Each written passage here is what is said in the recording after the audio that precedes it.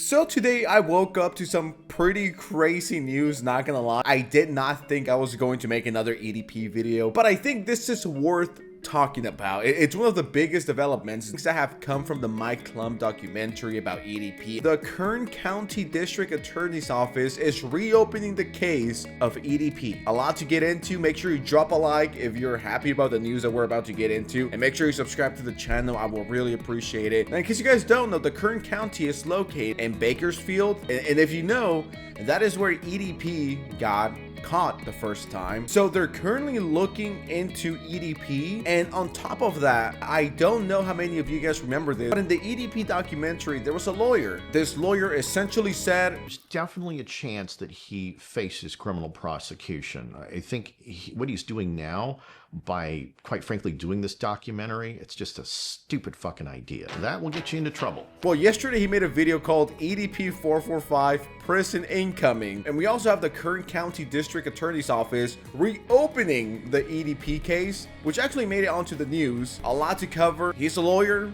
I'm not. He's wearing a suit, I'm not, so I trust his word. Hi, this is Michael Pariente. I'm a criminal defense lawyer here in Las Vegas, Nevada. You might recognize me from the documentary, The Sick Mind of EDP445, produced by Mike Klum. Quite frankly, doing this documentary, it's just a stupid idea. I was interviewed to give my legal opinion and advice to EDP445 as to whether or not I thought he should do this documentary.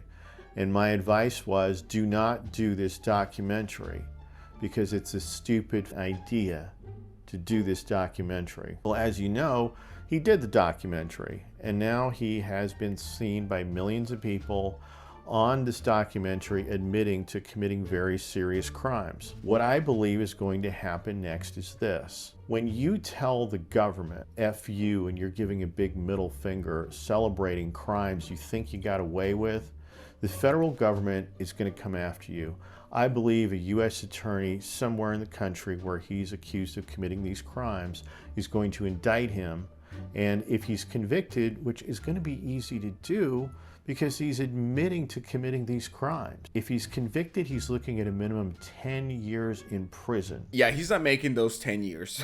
If he gets arrested and he's thrown in jail, you guys gotta keep this in mind. He needs his medical appointments at least once per week. If he doesn't, I think he said the chances of him dying are 70 to 80%. So let's say they lock him up. Are they going to give him his expensive treatment to keep him alive for 10 years? I don't think so. And on top of that, we all know what prisoners do to people that mess with kids. So let's say he gets arrested. If his disease doesn't kill him, someone will. Do you know how stupid you need to be told by a lawyer for free, hey, you probably shouldn't do this because you're just going to incriminate yourself further, yet you go and do it? He's essentially a man out of time. If the law doesn't catch him, his disease will. No matter which way you see it, he's fucked. Because if you saw the documentary, or you saw my videos about the situation, or my live stream that I did when the documentary was going live, you know that he said some crazy stuff. We found out even crazier stuff about him. The role play, yeah, I mean, like, sometimes, you know. What was the role play? Can you read it?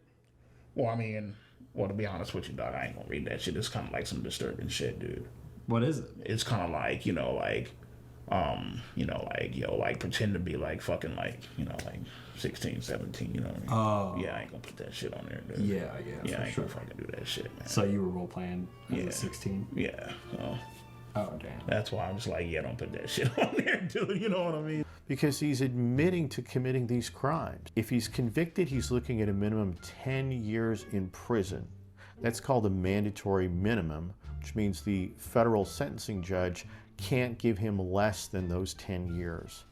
So if you commit a crime, whether it's a misdemeanor or a felony, don't brag about it. Don't go tell your friends about it. Certainly don't go on social media and admit to millions of people you committed the offense. I'm a criminal defense lawyer. I'm licensed here in Nevada, Arizona, Texas, and Colorado. If you get arrested for something, someone accuses you of doing something, give me a call. I'm more than happy to talk to you. I'm definitely gonna save his phone number for later.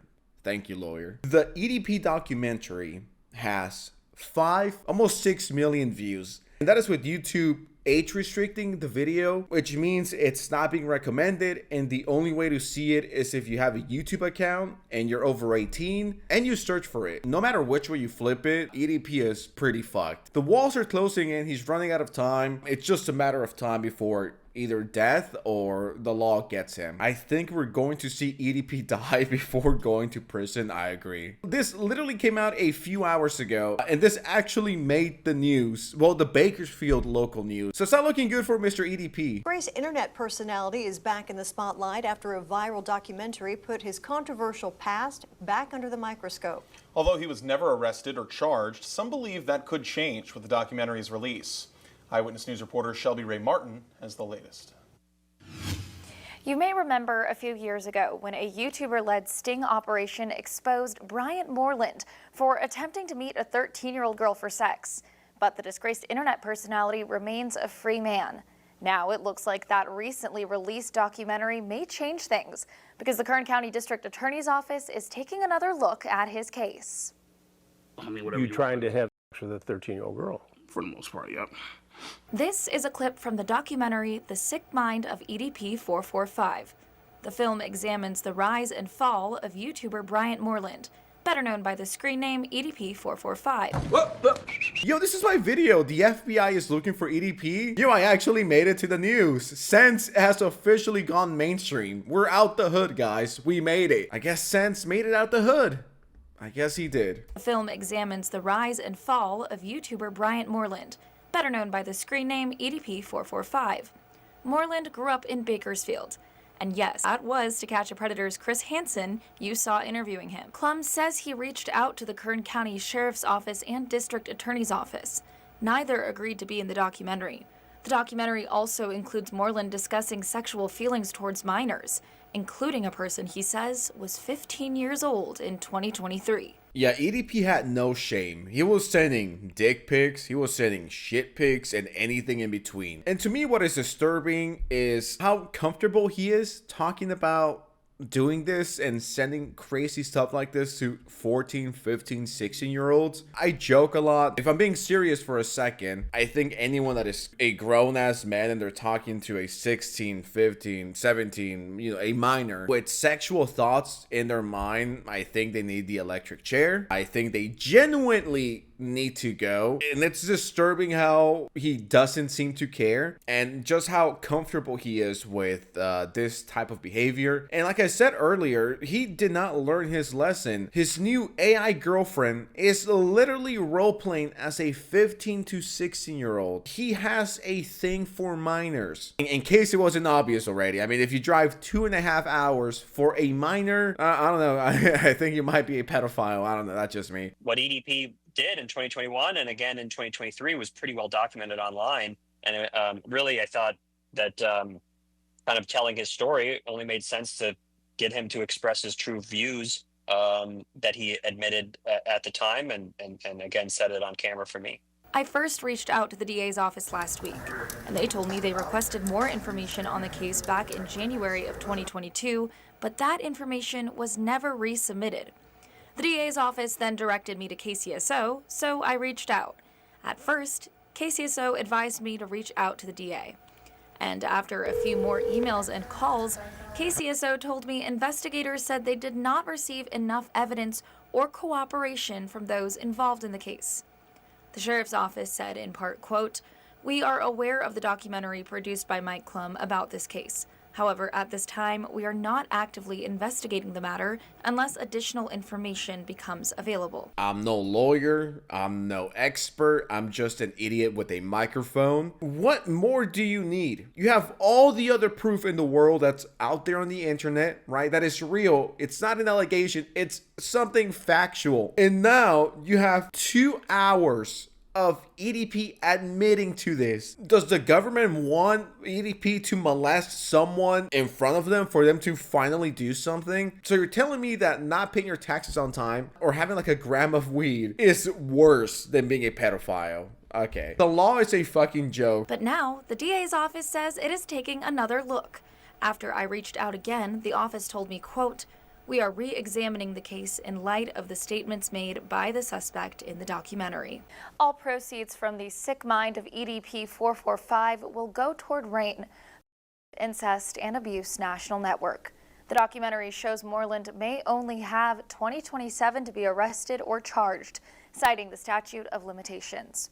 We'll continue to keep you updated as we learn more. Shelby Ray Martin, Eyewitness News. Shout out to Shelby Martin for doing the proper thing and helping bring this person to jail. We're finally getting something done about what he did. This is a very interesting situation to be in because the guy is dying.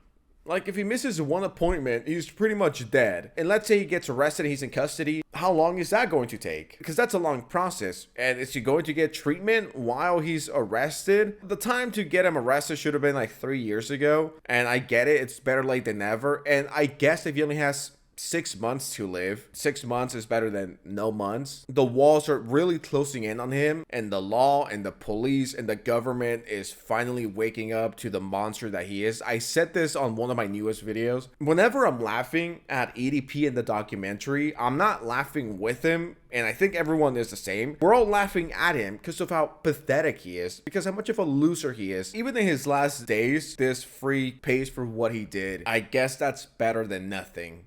So, fingers crossed, and he spends his last sad, pathetic, lonely days in prison. That would be ideal. But anyways, with that said, I am out. Until next time.